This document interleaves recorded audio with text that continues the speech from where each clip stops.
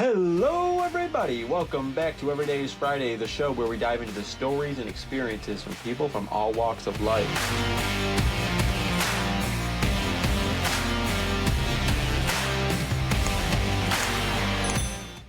Hello everybody! Welcome back to Every Day is Friday, where we dive into the stories and experiences from people from all walks of life. Today we have a special guest all the way from Australia, Jonathan. He works in sales and helps former athletes find new success after sports. We're going to dive into his journey and all the challenges former athletes face and how he's making a difference. And let's get started. Jonathan, how you doing? I'm good, Matthew. How are you? I'm doing wonderful. Now, for the listeners who may not be familiar with your line of work yet, could you give us a quick rundown of who you are and what you do? Yeah, so I'm actually commonly known as Jono. Even my nan calls me Jono. So Jonathan for the professional, I suppose. But yeah, I'm actually from England, Essex, a little town called Essex. A little Essex, and a little town called Waltham Abbey, should I say? And I've been living in Australia for about 10 years now. So I've been out here for a little while now. And right now, I'm helping former athletes rediscover their purpose by mastering sales and high income skills. That's allowing them to create freedom, fulfillment, and put themselves on a track in life. Now, Jono, how did your journey lead you to where you are today? Yeah, okay. Well, like I say, I lived in a little town called Waltham Abbey, and it wasn't too exciting there. And I suppose the most exciting thing that we could have done there was walk to the town and go to the supermarket. But one thing about Waltham Abbey is that there was a lot of pubs there. I think once upon a time is in Guinness Book of Records for the most pubs in one area. And at the time, I was playing semi-professional football growing up, and I never used to drink. And I was playing in a competition called the FA Cup. You said you play soccer. Are you familiar with the FA Cup? I was playing in the FA Cup, and unfortunately, I went and broke my leg. And, I just went on this downward spiral. And I started going out drinking, started getting pissed and partying, and yeah, just going out of control. And I was just going from job to job, and I just couldn't quite find where I wanted to go. And then I went into, my friend went out to a place called Malia, which is in Greece. And I guess that's kind of where it started, Matthew, is that I kind of went to Malia, I went there on holiday, and then fast forward a year later, I just started working out there, and I didn't earn no money, but I was just free. I had no responsibilities, had no money, and I was just free. I didn't have no one to answer to or nothing to do. And yeah, it was just freedom, and I loved it. And I ended up being a promoter there, and I was really good at, getting customers to come in to like the clubs and the bars. So I guess kind of that's, like I say, where I started my journey. And fast forward a few years later, I met my wife, and I moved to Scotland, and then we started going traveling, went to Australia, and got back into football, and I was playing semi-professional football out here in Australia. But the thing is, there wasn't much money out here. So I had to find a job, and I ended up working for a nightlife company, which was actually selling club calls. Now, I was earning like 50% commission on everything that I was selling. And I was just using experiences from like back in the day when I was working in Greece, working in Malia, using all of the skill set that I had there to do the job that I was doing whilst doing the nightclub tours. But it was just a ceiling. I couldn't go too further forward. I couldn't earn too much money. Although at the time I was loving it. I was, making lots of money for what I thought at the time. So I just thought to myself that, I need to do something new. I need to do something different for myself. And having that freedom and that responsibility from back in the past, I decided that, I couldn't really work for anyone else. So I started to explore avenues of things that I could possibly do. Long story short, I was going for a walk along the beach and I was listening to a podcast and I came across this guy called Paul Mortz. I'm not sure if you're familiar with him, but he's a life coach. And when he was talking, I just absolutely loved what he was doing. He was helping people through everything, through business, through gym, through fitness, through mental health, mindset. And I was getting excited listening to what he was doing. I was loving it. So I explored how to get into this, and I started studying, started doing my research, and I got my accreditation into coaching.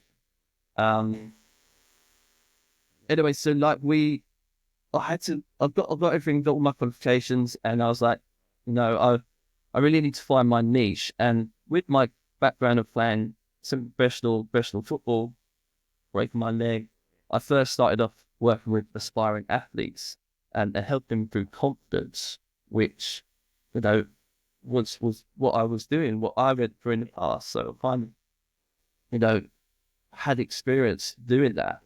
And then just over time, I just started molding it more and more so to what I was doing. So as I got older, I was, trying to find purpose, trying to rediscover my purpose, trying to find what I was doing. And my background was selling, because I was selling from all around the world. But when I worked in Matty in Greece, I had stints like in London and now Australia. So I had all these walks and avenues of life that I've learned how to sell. And I just kind of molded my coaching as my journey went on into myself. So I was working as an athlete who is good at coaching, who is good at sales. And I just kind of molded that niche.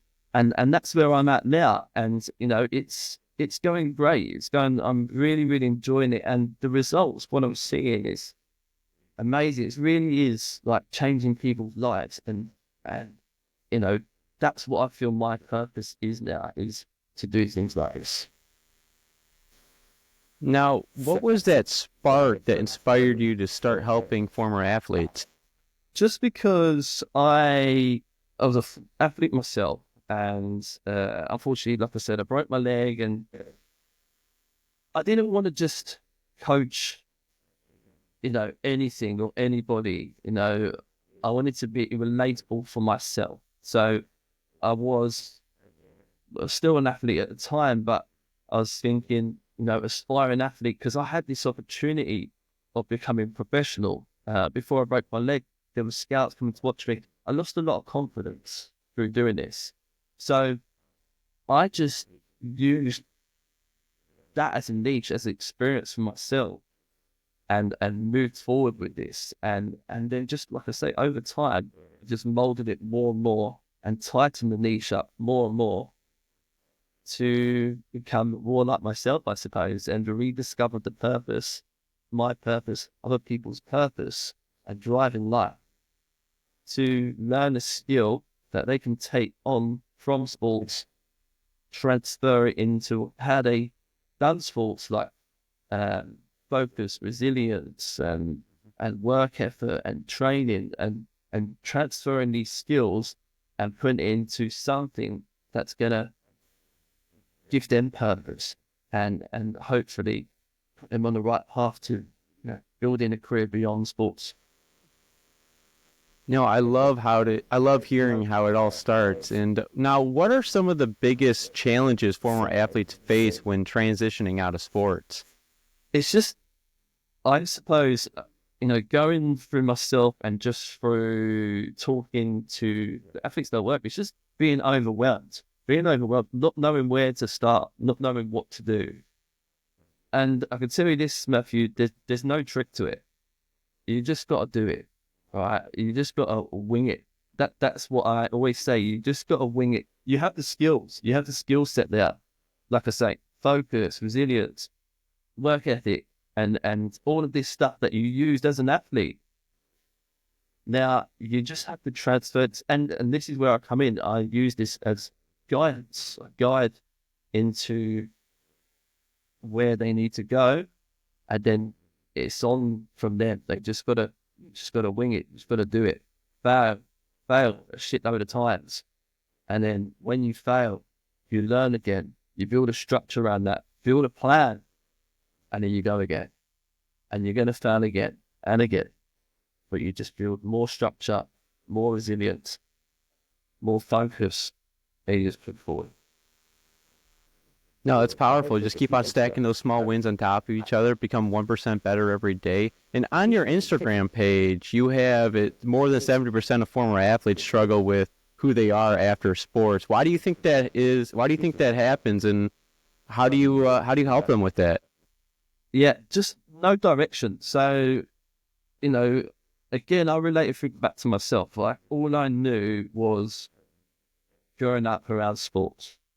So they don't know about how to invest their time. They don't know how to invest in themselves, invest into learning something, invest into other skills.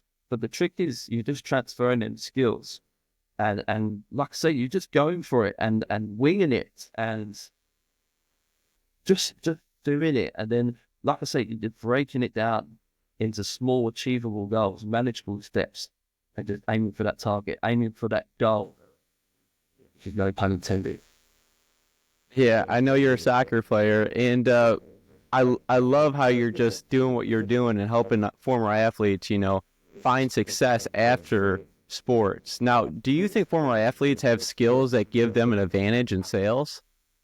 Absolutely, yeah, 100%, because they know how to deal under pressure when it matters. Okay, it's just channeling them skills and practicing and just doing it and moving more and more often, moving forward more and more often to go towards that target. But first you've got to discover your purpose and if this is what you want to do. So like I say, my niche was aspiring athletes. That's what I thought my purpose was. But over time and over trial and error and through failing, I had success working with aspiring athletes, but it didn't quite hit where I needed to hit, So I just molded myself and tried other things around. I knew I wanted to work with athletes. I just knew it. And then I just tried other things around that and then push it forward. And now I've hit the nail on the head. This is the way to go. Now, for the listeners, can you share one successful story that you that really stands out for you that you've helped a former athlete with? Yeah. I'd say I've helped this guy. He's actually turning over a 7-figure business now, and that was just through confidence, teaching how to do confidence. So that's what I mean. Like, my first skill was sorry, my dog's trying to get up onto one. My first go at coaching was working with aspiring athletes to gain their confidence. To build their confidence, to grow their confidence. Okay. So that's kind of where it came in. But actually, the story that I love, the client that I love, is this lady. She was a bit older, and which is a bit different because it's not in the same mold as myself, right? She's a bit older. She's in her 50s, and she had no confidence in herself, and she had no direction. She didn't know how to take a. By the way, she is an Auslan teacher, so she helps people that are deaf. Do whatever they've got to do. Okay, so she just didn't know how to kind of guide her business, and she had no confidence in herself, and she didn't know what to do. And we just went back to the drawing board. And obviously, I don't know how to work with deaf people, but I know how to kind of work coach's business. So we went to the drawing board, and at that time as well, which the reason I like this story as well is because she was also competing herself. She's never won a medal. She was uh, she had to hit dyslexia, so that means she had one leg shouldn't have been the other, and she never won a medal. She used to do I can't remember what it's called now, not a triathlete, but kind of like a triathlete, but only the swimming and the cycling. I can't remember what it's called now. But she never won a medal, and she was competing herself, but she was also known in business. So we kind of went back to the drawing board. The main focus here was to help her run a business and get more clients and so on and so on. But we kind of, branched off, I'd say, and we worked with her as well, worked on our confidence. It was a bit of a different one. It was when I first started my journey on this. And, long story short, she is now killing it. She's on a level 3 in Osborne certificate. She's taken on so many clients. She's built a business for herself, and she's really succeeding. And she's got herself into other ventures now. But not only that, she won her first ever medal doing what she does in her sport as well. And I'm still working with her today, and I've been working with her for like a year and a half now. And she's full of life. She sends me pictures, sends me all her medals that she's won, and this, man, it makes me so proud. And that's what it brings to me. That's what it gives me purpose. It's helped me rediscover my purpose. Helping her build what she's built now has given me so much joy, and I just love doing it. Yeah, sports and sales both require discipline, and you're sharing that with the world. I mean, what advice would you give to an athlete who isn't sure what to do after their sports career? Sorry, can you say it again? Sorry. Yes. What advice would you give to an athlete who isn't sure what to do after their sports career? Yeah, good question. I would just say that, find something that you're good at. Okay, something that you think that you want to do, and just do it. Just give it a go and just wing it. Right? And then once you start going through that motion, you start to slowly pick up what you're good at and what your strengths are, and you just do that 1,000 times more and beyond. And then you start moving in the right direction. And then eventually, you'll start building towards something that you want to do. Okay. So how did your approach to building an unstoppable life in 12 weeks come to life? It was just something that I was working with the whole confidence thing before that. And I found that the results were coming way sooner than 12 weeks. They were coming between the 5 to 7 week mark. And then, like I say, I started working with all different aspects. And I just kind of feel like when you're selling, confidence is a big part of it. So that's where I kind of started from. I started from confidence, and then we start with purpose. And then we work on our confidence, then our high performance habits. Purpose, confidence, sales skills, high performance habits, and then legacy beyond. That's the kind of pillars of it all. So by the time it comes to the sales skills, the high performance habits, you're just ticking over. You're building a structure. The idea is to build a structure here. The sales skills, they are, like say, it's transferable skills from beyond being an athlete. For being an athlete before, it's transferable skills. We are then working beyond that, and then we're going into high performance habits, building the structure, setting the goals. You just keep doing that over and over and over again. You're going to get better, bigger, better, stronger. And you just double down on it, and you just go. And then the skills just come. So now, how does someone get started on transforming their life in just 12 weeks? What's the first step? Firstly, like I say, we've got to rediscover that purpose. Okay. So it could be, like, for example, working with a boxer. Okay. And he is a successful boxer, was a successful boxer. And he just didn't have no real direction, but he knew he wanted to teach boxing. Like PT on boxing. Okay. So then we just kind of dialed it down, dialed it back, brought it right back, went back to the drawing board. We looked at what his dreams were, his aspirations were for this business. We looked at his current situation, and then we looked at the pillars in between that, which is going to get him from here to there. And then it's just about filling these pillars out.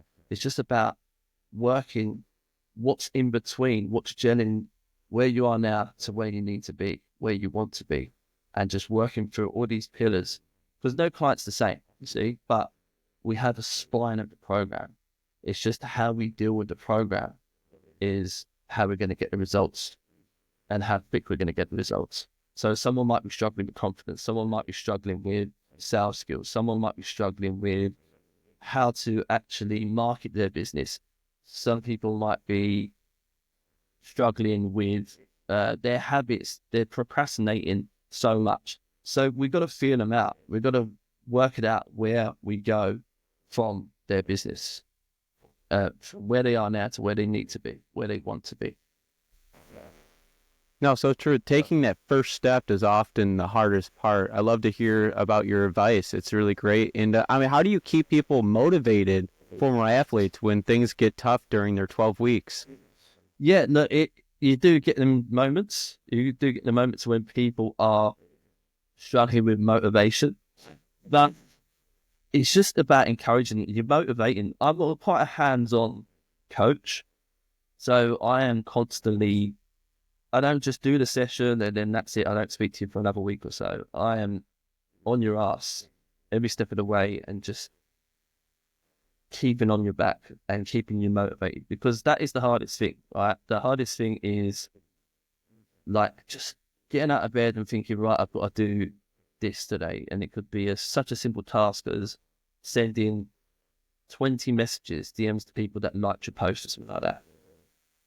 You know, you can procrastinate with that all you want, but it's all about just doing it. I found as well, like, one of the things is that people often hold back because they think people are judging them, okay? And it's quite harsh to say, but people, they only really care about themselves, which is a good thing, okay? Because, you know, that's what you want to do. You want to care about yourself. But the thing is, once you start to understand it and understand that people are not over-analyzing you, people are not judging you, once you understand that, then you can start stopping yourself from holding back.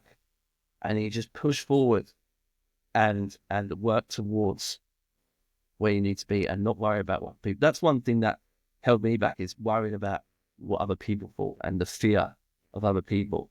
But at the end of the day, it's just you, and you just got to overcome this.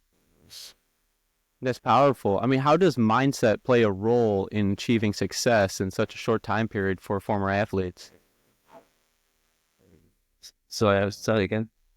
Yeah, how does your mindset play a role in achieving success for these former athletes? Oh, that's like I say, that's the most vital thing now, okay? Because, and this is where I think that you've got to build the structure and you've got to be disciplined with the structure. So, like, I haven't got any real, I haven't got that real kind of thing that I need to do, but I just know that I need to get up early. I need to make my bed. I need to move my body. I need to drink some water. I need to eat healthy 80% of the time. And then on the weekend, you know, the balance. It's where balance comes in. I like having a pizza on the weekend. I like having a curry. I like having a few beers. Okay? It's all about balance. So it's just about, what I'm trying to say there, it's about structuring yourself, having yourself some good habits, building yourself out. Make sure that you stick to routine, stick to structure. If you're working in a messy spot, you're not going to get up and want to do something. You know when you wake up in the morning and you forgot to do the dishes. No, how good is it when you get up in the morning and everything's clean? You feel like you're not concentrating on the dishes because they're done. You've got a clean, tidy space. You're ready to go. Like you get up, you make your bed, you move your body, go for a walk, go to the gym, skip it, walk your dog, whatever you got to do. Your house is clean, then that's it. You're on. You're on for the day. Start moving forward towards your goals. Yeah, a strong mindset can make all the difference. Absolutely. And that comes from structure, and that comes from these little tiny habits that we keep talking about, these manageable steps and moving in the right direction. Now, how important is setting goals? Oh, that is one of the most important things that you can do in anything in life, not just business, in anything. Because if you haven't got a goal, what the hell are you going towards? Nothing. Okay, so you need to set a goal. It doesn't matter how big or small. And then you turn these goals into manageable steps. So let's say it could be for anything. Let's say, losing weight. So you put a target in mind, and then you break down how you're going to get to that target. Okay, into manageable steps. You're not going to wake up the next day and because you've eaten a salad, you've lost all that weight. No, it's a continuous moving forward thing. So setting goals is absolutely key to anything in life, not just business, anything, health, fitness, relationships, gym, everything. No, I was laughing because I was thinking about it. I was like, yeah, for you, you understand what goals are because you shoot at them all the time playing soccer. But I was thinking you play football, over there. Absolutely, yeah. No pun intended, like you say. But like I say, it's for anything in life. If you want to lose weight, you set yourself a goal. If you want to make your wife, your husband happy, you set them a goal. What I mean by that is, a date night every 2 weeks, every 2 months. I'm not like a relationship coach here, but I'm just saying with everything in life, you have to have something to aim for. And then you build a plan and a structure to get you towards that goal. And you're going to fail along the way. And it's good to fail because if everything was plain sailing, then you just would never get any better. You just got to fail, you learn, you get stronger, you become resilient, and you go again. So now for the listeners trying to build a unstoppable life, now what's a habit that contributes to building an unstoppable life? Just everything that we just said there, basically, it's just that you need to have some kind of goal, structure, plan, health, and look, I'm not talking about being a goody two shoes kind of thing. It's about balance. Yeah, you got to have. If you like to have a drink, you're not gonna go cold turkey and not have a drink, right? But what you can do good 80% of the time versus 20% of the time, then if you want to build an unstoppable, and this means anything for anyone. I was actually reading a book now that I highly recommend called Your Next 5 Moves, by Patrick Bet-David. And he talks about in a chapter that this guy, he was working in insurance and he was a coach as well, but then he started coaching someone and this person actually overtook him and started earning more money. And he was getting all downhearted about it and was like, what the hell, like, how's this even happening? And then Patrick Bet-David turned around and said, well, look, let's reevaluate what you actually want from your life. And he was like, well, look, do you know what? I'd actually be quite happy. And in 150K a year, I can then I'll get home, I'll pick my kids up from school, I can coach their soccer team, I can do this, do that, the other. So what I'm trying to say is that everyone is different, that you just got to be honest with yourself and know who you are.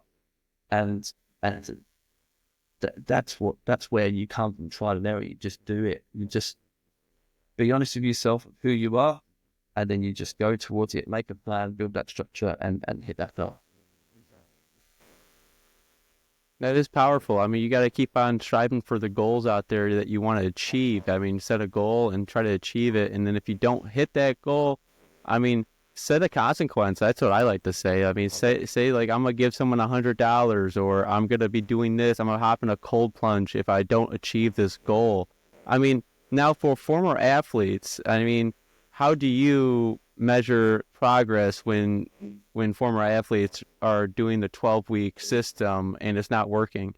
Just going back on what you just said there about the consequences there, that's a good thing as well. But what I'd like to say is, let's say you done a yearly goal. The good thing is reverse engineering, break it down to 6 months, 3 months, 1 month, 1 week, 1 day. Okay. Now let's say, you want to exercise for 100 days of the year, and you only exercise for 98. You're still on that right path, okay? You set the goal. It's not bad. It's not bad. I'm trying to say this without contradicting myself, but it's not bad if you don't hit that goal. But like, aim for it, go for it. And if you just do come up short, yeah, maybe give yourself a little consequence or something like that to boost, yes. But also on the flip side of that is also reward yourself. Reward yourself. If you do hit that goal, celebrate it, because it gives you motivation to go for it again. No, yeah, seeing results keeps people going. Yeah, you have to celebrate the wins. No, let's say for business is that you want to hit like 10,000 followers or something on all your social, for example, and you hit 10,000 followers. You don't just wake up the next day and go, all right, let's crack on. Celebrate your win, celebrate, because then that will motivate you to go, right, now we're down to 15,000 followers, 20,000, 50,000. And then you're just building from there.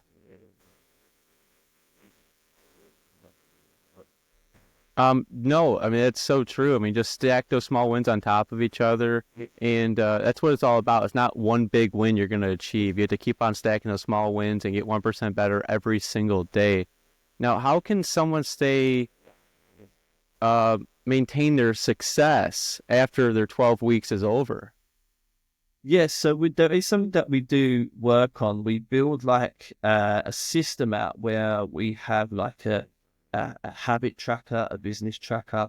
It comes part of it, but it's about learning the process. Okay, so like for example, I would give a habit tracker and would start off with a few good habits, like I said, make your bed in the morning, move your body, so on and so on. Okay. Once you start consistently doing that, we add another good habit towards the end of the week, and then that could be, I don't know, going for getting 10,000 steps in or something like that. Okay. And then once you start doing that consistently, you add another good habit in. And then I've got this whole system where it's called a good habit tracker that it just keeps you aligned with everything going. So, no, we go through the program together. I hold your hand every step of the way, and we work on rediscovering the purpose, sales skills, advanced sales skills, habits, high performance habits, and then we track all of this on your own terms, and then we go through it as well. And then every time we just build this habit tracker out, and then, like I say, as you keep going on and on, you start getting stronger and stronger, becoming more resilient. No, it sounds like you're building a solid foundation for these former athletes. Now, how do you define an unstoppable life, and what does that look like to you? Again, everyone's different, okay? Like, for me, an unstoppable life for me is, freedom. It is working on your own terms. It is not having someone, telling me what to do. Being making an impact on this world, helping people. So everyone is different. Like I said, that story earlier, this person is probably brainwashed because people say, oh, you need to be a millionaire, or whatever it might be. When actually you're actually quite happy earning, a lot less than that, as long as you can do the things that you want to do. If you wanted to be home for his kids, you wanted to have dinner, he wanted to coach a soccer team, he wanted to be at his daughter's dance classes, so it's just different for everybody. So it's hard to kind of one size fits all cookie cutter kind of thing. And part of the program is at the very, very start of the program, we go through a battle plan and we work with what they want to do in this battle plan of themselves. So it could be they want to, I was talking to a client today that was, I signed someone up today that was struggling a little bit with getting more clients on board. They wanted, they had like one client, and now their goal is to get 5 clients by the end of the program. And I'm like, you got to aim a bit higher than that. I'm going to help you get a lot more than that. So like I say, everyone's different. He was happy just having 5 clients, that suited his lifestyle. So it's all about having a battle plan, finding out who you are, finding out what you really want to do with your life. Then we create this plan. Like we said, we create goals, we create structure around this, we build the habits around this. And then on top of that, as a bonus, I teach you how to sell as well. How do you help train your mind to focus on long-term success rather than short-term wins, or is it the opposite way? Bit of both. So, like, you have to have something long-term in the vision. You've got to. Like, I've got goals. I'm going to talk about myself. Like, I have lifetime goals that are something that I need to do before I die, before I leave this earth, okay? And they're miles and miles away, okay? But I build my yearly goals around my life goals. Then I build my 6-monthly goals around my year goals, then my 3-monthly goals around my 6 months. And then, where I'll go with this, the 1 month to the 3 months, then the 1 weeks to the 1 month, then the 1 day to the 1 week. It's just about having these longer term goals ahead of you, but having these short term goals, daily goals, good habits to get you to that long term vision. Now, what is the most common question former athletes ask you? Good question.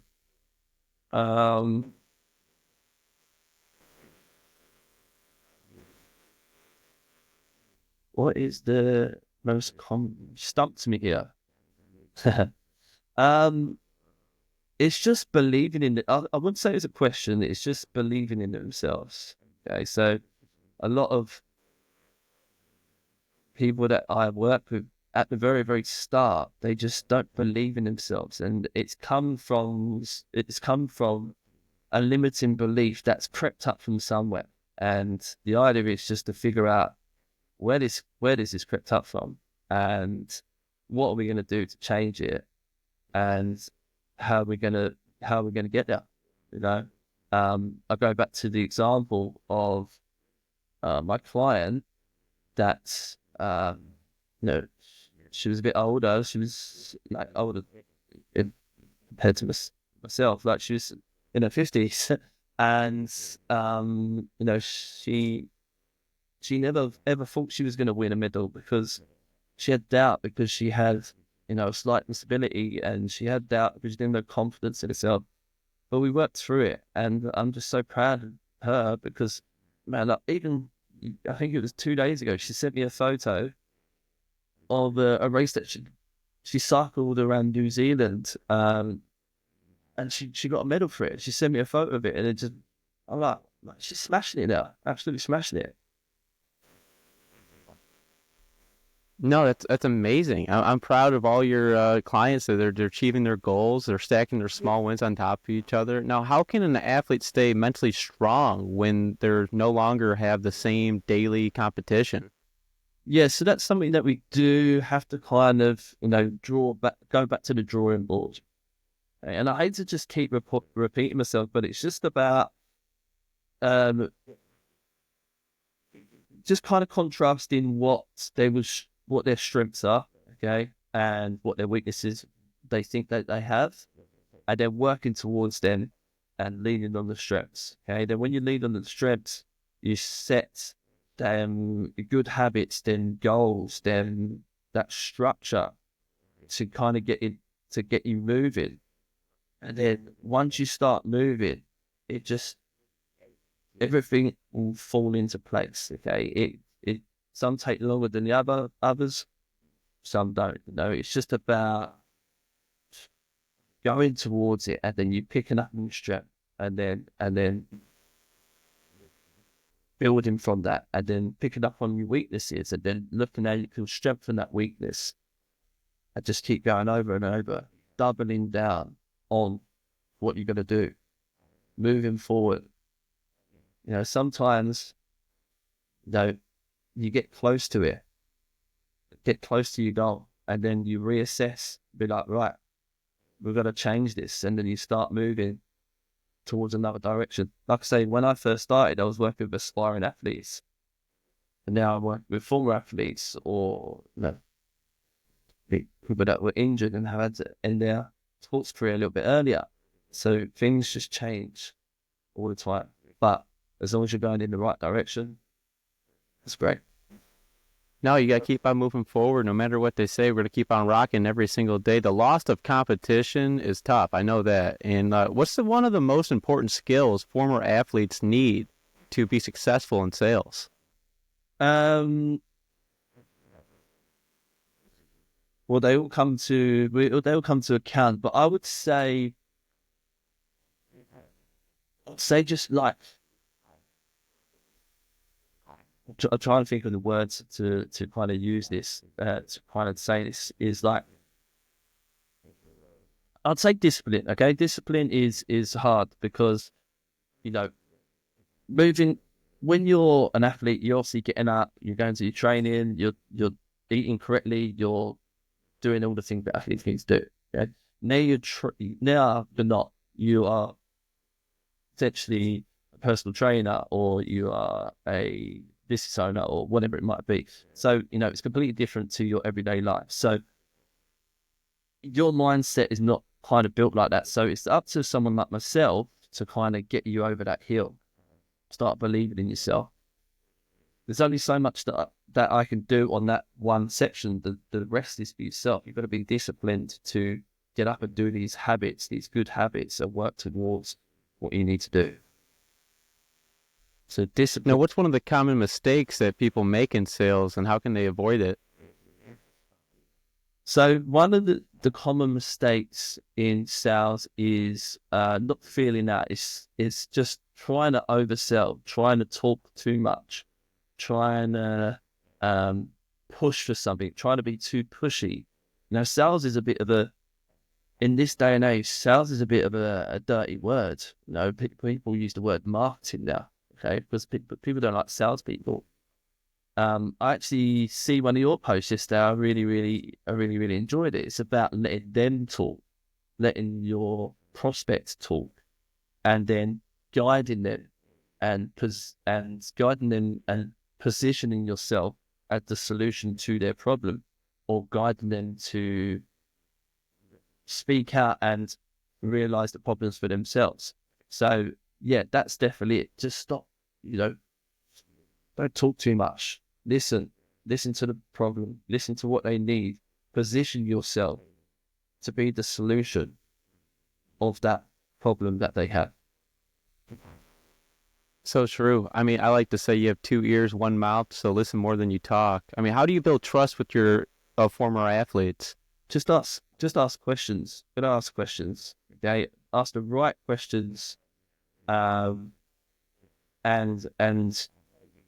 care. Just make like you want to help them. You don't want to do it for a quick buck, because you just won't get no purpose from this. You won't get no joy from this. It's a short-term high. When you actually truly help someone and see them succeed and see them move forward with something that you've shown them, then to me, that's what it's all about. Now, what's a daily habit that helps you succeed? I have to get my body moving. I'm an early riser, so I'm up, 5:30 in the morning. That's just force of habit. I just need to get up. I'll tell you a good one. Do not snooze your alarm. Okay. Once you snooze your alarm, you've, you know, you've potentially failed the first thing in your day. If you get up without snoozing your alarm, you're ready to go. Start moving your body. Make your bed, okay, because you've accomplished something. I know it's very, very cliche to say, but once you get up, do not snooze your alarm. Make your bed, move your body, drink some water. The world's your oyster. So true. I mean, it's just so powerful at the same time. I mean, good habits make all the difference. This could help someone that's listening. I know that for fact. I mean, now, how do you handle tough days or setbacks? Also on that one, just go back to that last question. Also preparing the day before. Sometimes, right, that's where I suppose it leans into this question. We spoke about it earlier. Say like me and my wife have had dinner and we have a bit of a lazy moment where we just put dishes on the side. We'll just get them in the morning. Okay. You wake up and like we said earlier, your dishes are on the side. You've got to tidy up. You already had a setback for the day. Okay. But if you just get up, plan your day, do your 5 most important tasks that you have to do. Even if you don't complete all of them 5, just put them in a pecking order of the most important to the least important, but the most important task of your day. But before you do all that, make sure you're tidy. Make sure you clean. You're working in a clean area. Make sure everything's put away. Your clothes are put away. It seems so silly, okay, to say. But once it's done, you start fresh the next day, and you don't need to do all this shit. Sorry for swearing, but you don't need to do all of this, and you're ready to get on with your day. You're ready to succeed and push forward. Now, in your whole life, what do you want people know about you, and what do you want people to really know about your journey? What do you mean? Oh, what's next for you on your journey? Okay. Yes. So I am actually working towards something. So I feel like I've got this credibility now where I've trained up people how to sell, and they are very, very competent in their roles now, and they're doing well. They're doing great in their business. So my next step personally is I would love to partner with agencies or companies that need salespeople remotely or if in the area. And my plan, my goal, my yearly goal, and starting February, I was actually going through this today. What am I going to do in February? Because it's not going to happen overnight to get here towards the end of the year. My goal for the end of the year is I want to partner up with agencies and companies and people that need salespeople, train them up to be competent, and then kind of act as a recruitment myself. I'm not sure how. It's a very, very loose idea at the moment, but then partnering up with the companies and then just giving people opportunity, training them up, making them competent, giving them to agencies, salespeople, being the middleman and working it for them. That's my vision that I can see now. Where can people follow you and support your work? I've got a tricky surname, but it's I work best on Instagram, so it's at Jono, Jono, Olejnik, Olejnik, at Jono Olejnik on Instagram. And for the listeners, it will be down in the description down below. Is there anything else you'd like to share before we go? Just wing it. Just do it. All these entrepreneurs and people that say that they've got this big thing going on, they were all just winging it. Wing it. Fail. Build from there. You'll succeed. And that's what I think. No, keep on stacking those small wins on top of each other. That was an awesome conversation. I really do appreciate you for joining us on the show. Thank you very much. Thanks for having me. I hope it's good for you guys that are listening. No, yeah, no. Now for all the listeners, do not forget to like, share, and follow for more. And remember, every day is Friday. Until next time. Let's go. This thing.